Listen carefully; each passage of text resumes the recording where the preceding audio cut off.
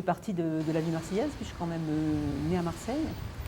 J'ai eu une vie vraiment intégrée dans la société marseillaise. J'ai fait du sport, j'ai fait de la musique, j'ai fait mes études.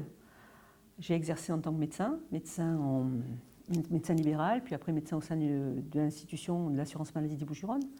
Voilà, et puis j'ai toujours milité à Marseille. Marseille, c'est une ville qui est, je pense, qui est quand même pas mal abîmée, qui est pas mal fracturée, donc une grande partie de la population est abandonnée. Et puis c'est une ville qui est en train de perdre un petit peu ses racines, qui oublie d'où elle vient. Là, on sort vraiment d'un système qui est en place depuis 25 ans et plus, quoi. Un système de clientélisme, de petits arrangements entre amis. Et puis, en plus, maintenant, il n'y a pas du tout de vision vers l'avenir. À l'époque du réchauffement climatique, on a une vision complètement rétrograde de la ville de Marseille, actuellement. Hein. Ils vont en marche arrière. Hein. Justice sociale, environnementale et démocratie. C'est le projet qui intéresse les Marseillais. Ce projet qu'on a construit avec eux, puisque ce n'est pas sorti de la tête de quelques pensants, puisque c'est parti avec des commissions thématiques, 25 commissions thématiques. Moi, j'animais la commission santé, il y avait la commission économie, la commission sécurité et tout ça, et où il y avait des Marseillais qui étaient associés, des associations. Donc quand même, ils vont se reconnaître dans le programme qui répond à leurs préoccupations.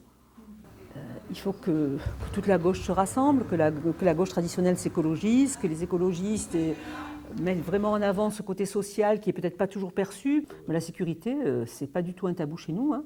On a une vision de la sécurité qui est peut-être différente, puisque nous, on parle d'un trépied. Quand on parle de sécurité, c'est un trépied. Ce n'est pas simplement le côté répressif de la sécurité qui est nécessaire, mais c'est le côté éducatif, le côté préventif et le côté répressif.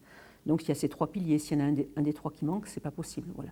Donc être au plus près de la population dès le plus jeune âge, une police de proximité, une police de lien, une police qui connaîtra ses habitants, des éducateurs, voilà. Et puis là, ça passe aussi par la réduction des inégalités sociales, parce qu'on ne peut pas mettre des gens dans des ghettos, isolés de tout, sans service public, sans reconnaissance des petits dans les écoles, sans les prendre en charge de manière correcte, et après leur demander de respecter la République si on les laisse complètement de côté et si on les abandonne. Moi, je suis assez sereine. Je pense que c'est peut-être mon âge qui fait que je ne suis pas survoltée. C'est peut-être ma manière aussi de me comporter qui fait que je prends ça avec sérénité. C'est vrai que l'engouement, on le sent, mais je pense que c'est normal parce que les gens, il y a eu un drame quand même horrible qui s'est passé, et les gens, d'un coup, ils se sont rendus compte de ce qu'ils risquaient.